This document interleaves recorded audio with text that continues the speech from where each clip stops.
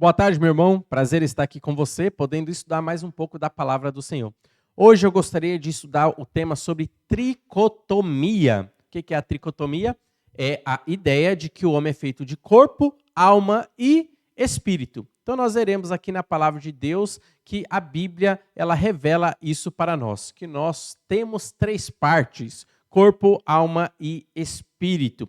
Olha só que interessante, eu gostaria então de mostrar para você apenas 2 versículos que nos mostram isso, que o homem ele tem corpo, alma e espírito, e são coisas distintas, ainda que ela tenha uma ponte de ligação. O espírito uma ponte de ligação com a alma também uma ponte de ligação com o corpo, e algumas coisas para nós não conseguimos separar. Às vezes a gente não sabe definir direito o que faz parte do corpo, o que faz parte da alma, os pensamentos. Os pensamentos fazem parte da alma em si ou fazem parte do corpo, dessa massa cinzenta que nós temos aqui na cabeça do nosso cérebro? É resultado de impulsos elétricos ou é algo somente da alma? Então tem coisas que para a gente é difícil fazer uma separação, mas a Bíblia ela sabe e ela faz essa separação. Então ela diz que nós temos corpo, nós temos alma e nós temos espírito. Olha só 2 versículos aqui para a gente iniciar este assunto.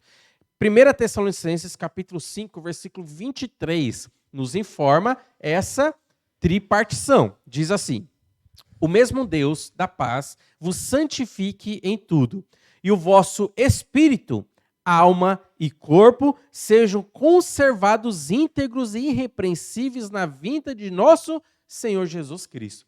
Então aqui Paulo ele está relatando para nós que nós temos três partes: o espírito, a alma e o corpo. E nesse processo de santificação, desde que nós fomos salvos até a nossa glorificação, Deus ele vai nos levar para o céu de uma maneira íntegra. Lá no céu nós não teremos pecado em nosso espírito, lá no céu nós não teremos pecados em nossa alma e lá no céu nós não teremos pecados em nossos corpos. Nenhum resquício de pecado sobrará em nós quando nós formos para a glorificação, quando nós formos para o céu. Por isso que a palavra de Deus nos diz aqui: espírito, alma e corpo sejam conservados íntegros e irrepreensíveis. Quando? Na vinda de nosso Senhor Jesus Cristo. É a santificação completa que Deus espera de nós, e isso que nós fomos predestinados, como diz Efésios capítulo 1, versículo 4, que antes da fundação do mundo nós somos predestinados para sermos santos e irrepreensíveis. Então note, meu irmão em Cristo, você que já creu em Jesus Cristo, você tem essa predestinação em cima de você.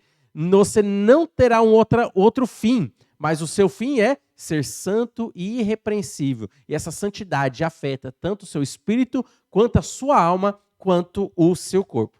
Olha só um outro versículo também, Hebreus capítulo 4, versículo 12. Um pouco mais para frente na sua Bíblia, Hebreus 4, 12, um versículo muito conhecido, né, porque ali fala que a palavra de Deus é viva, mas aqui cita a divisão da alma e do espírito, mostrando que são coisas distintas, que são elementos separados. Diz assim, Hebreus capítulo 4, versículo 12. Porque a palavra de Deus é viva e eficaz, e mais cortante do que qualquer espada de 2 gumes, e penetra até o ponto de dividir alma e espírito, juntas e medulas, e é apta para discernir os pensamentos e propósitos do coração. Esse versículo nos deixa claro que existe diferenciação na alma e no espírito. E a palavra de Deus ela é apta para fazer essa divisão. Então a palavra de Deus nos mostrando que nós temos essa diferenciação. Então, como que é formado o homem?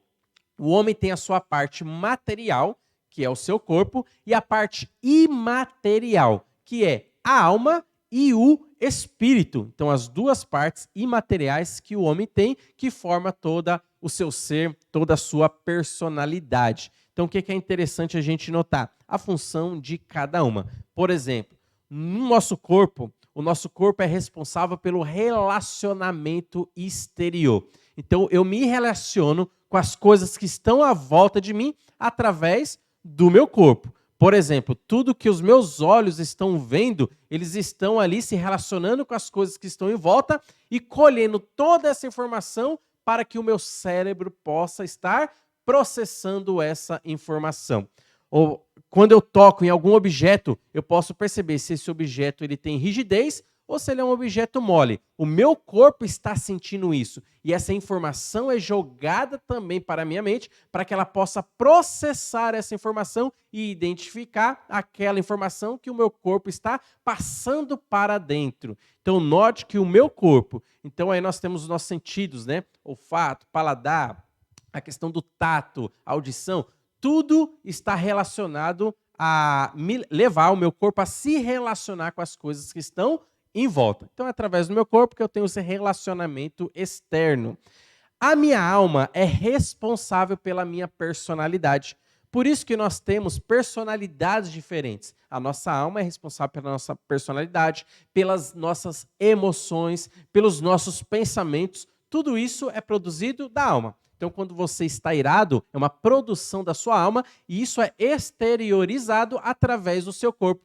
A alma manda essa informação para o corpo. E o corpo, logo, quando você está irado, já fecha a cara. Ou já anda com um semblante triste, né? Aquilo que a nossa alma produz, no sentido de emoção, é expressado através do nosso corpo. Perceba a ponte de ligação que temos aí entre alma e corpo. Aquilo que a minha alma produz, o meu corpo ele vai expressar isso publicamente. Quando minha alma está alegre, eu estou eufórico, o meu corpo vai mostrar isso através de um sorriso, através de uma gargalhada, através de expressões de alegria que o meu corpo pode estar produzindo. Então perceba, a produção é da alma, mas a expressão desses sentimentos é do corpo. Então a nossa alma é responsável pela comunicação conosco mesmo. É onde está a nossa personalidade, onde estão as nossas emoções. Beleza. O corpo responsável pela comunicação exterior, a alma responsável pela comunicação comigo mesmo e o nosso espírito é responsável pela comunicação com Deus. Ou no caso daqueles que não têm comunhão com o Senhor, daqueles que não são convertidos, eles não têm essa comunhão com Deus, mas podem ter uma comunhão com os demônios, por exemplo. Quando uma pessoa fica possessa, o espírito demoníaco entra na pessoa, acaba dominando toda a personalidade dela. Ou seja, o espírito demoníaco que entrou na pessoa exclui totalmente as funções da alma da pessoa. E a personalidade agora acaba sendo daquele demônio que dominou a alma e domina o corpo daquela pessoa. No nosso caso, que somos crentes em Jesus Cristo, o Espírito Santo de Deus habita em nós, o que acontece? Nós ganhamos essa comunhão com Deus. Nós que éramos inimigos do Senhor, agora nós temos essa comunhão com Deus. Nós que estávamos mortos espiritualmente, agora nós somos regenerados através do Espírito Santo que habita dentro do nosso espírito. Olha só um versículo interessante que está em Romanos, capítulo 8. Romanos capítulo 8, versículo 16, diz assim para nós. O próprio Espírito, aqui é o Espírito Santo, o próprio Espírito Santo testifica com o nosso espírito que somos filhos de Deus. Note que a comunicação do Espírito Santo não é com a minha alma, não é com o meu corpo, mas é com o meu espírito, porque o Espírito Santo, ele me trouxe vida espiritual quando ele selou a minha vida, quando ele entrou na minha vida, e é ali que ele habita, e nós temos agora comunhão espiritual com Deus, nós somos reconciliados com Deus. E meu irmão, então perceba muito bem, corpo, alma e espírito. O corpo responsável pelo relacionamento externo, a alma responsável pelo relacionamento comigo mesmo, a questão da nossa personalidade, e o espírito responsável pela comunicação e comunhão com Deus. No caso daqueles que estão mortos espiritualmente, não significa que eles não têm espírito. Morte na Bíblia significa separação, e não inexistência e nem inatividade. Morte, na palavra de Deus, significa separação. Quando uma pessoa está morta espiritualmente, aqueles que não creem em Jesus Cristo, eles têm espírito. E o espírito deles estão ativos. E o espírito deles pode até ter comunhão com os demônios. Mas o que acontece? Eles estão mortos espiritualmente porque não têm comunhão com Deus. Estão desligados da fonte de vida eterna, que é Deus. Mas quando aquela pessoa que está morta espiritualmente crê em Jesus Cristo, o Espírito Santo passa a habitar dentro dela e ela ganha agora vida espiritual, ou seja, ela ganhou agora comunhão com Deus. E agora ela passa a ter a vida eterna, foi regenerada.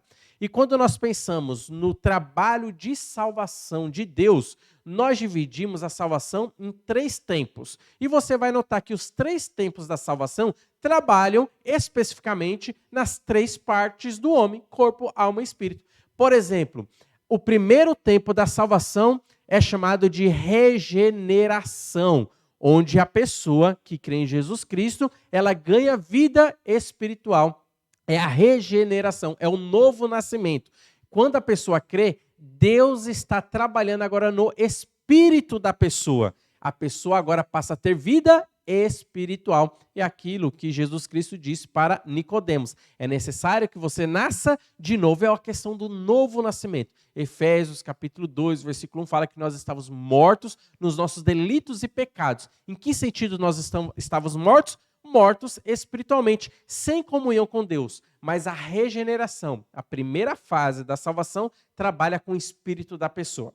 Qual que é a segunda fase da salvação? É a santificação, onde Deus está trabalhando agora na alma da pessoa. A pessoa que ela é salva, ela foi convertida, ela agora é regenerada. Só que ela entra num processo que a Bíblia chama de santificação.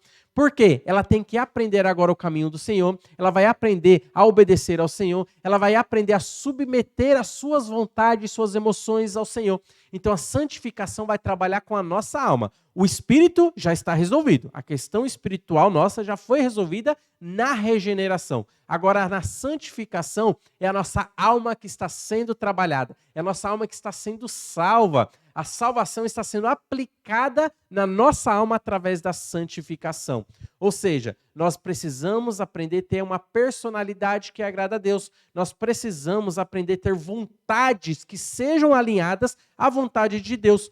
Com a santificação, as nossas emoções precisam estar em submissão ao que a Bíblia diz. Por exemplo, a palavra de Deus fala que nós não devemos ficar irados ou viver irados. O iracundo é uma pessoa que sofre muito. E a palavra de Deus fala que nós devemos buscar a mansidão de coração. Quando nós olhamos ali para o fruto do Espírito Santo que ele produz lá em Gálatas capítulo 5, nós vamos perceber a questão da santificação dentro das nossas emoções. Efésios também diz que numa casa não deve haver gritarias. Olha só, emoções descontroladas de gritaria, de ira, mas nós devemos submeter as nossas emoções à vontade de Deus. É o trabalho da santificação, que vai trabalhar nas nossas emoções, na nossa personalidade. Aquilo que está errado em nossas atitudes, nós devemos deixar de lado e buscar aquilo que agrada ao Senhor.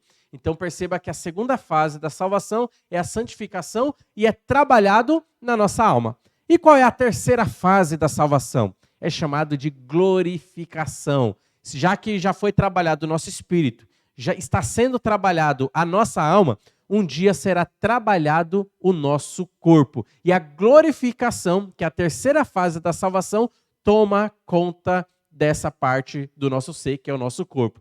Hoje nós temos um corpo que está afetado pelas consequências do pecado. Você fica doente, você fica gripado, você tem problemas de saúde, as dores acometem você, você fica cansado, você é limitado em muitos sentidos. Mas quando Jesus Cristo aparecer em glória, quando Jesus Cristo vier para buscar a sua igreja, tanto 1 Tessalonicenses capítulo 4, quanto 1 Coríntios capítulo 15 nos informa que o nosso corpo serão transformados. O corpo mortal se revestirá da imortalidade. Isso que é fraco se revestirá do poder de Deus.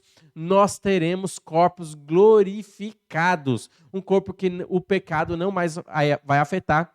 As consequências do pecado não serão vistas mais em nossos corpos. Doenças, morte, falta de saúde, tudo isso não será mais uma realidade para o nosso corpo. Porque a glorificação tratará da salvação do nosso corpo. E quando nós subirmos para a presença de Cristo, nós subiremos com corpos glorificados, com um corpo semelhante ao de Jesus Cristo quando ele ressuscitou.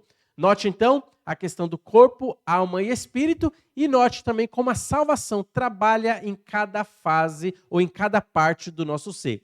Regeneração, trabalhando no nosso espírito. Santificação, trabalhando em nossa alma. E a glorificação, que um dia vai trabalhar também no nosso corpo. Então, o que é que nós vemos aqui? Que o homem é formado por 3 partes: corpo, alma e espírito, como a palavra de Deus nos diz. É uma live de elucidação, uma live de informação, que tenha sido informativa também para você. Que Deus abençoe a sua vida e a sua casa.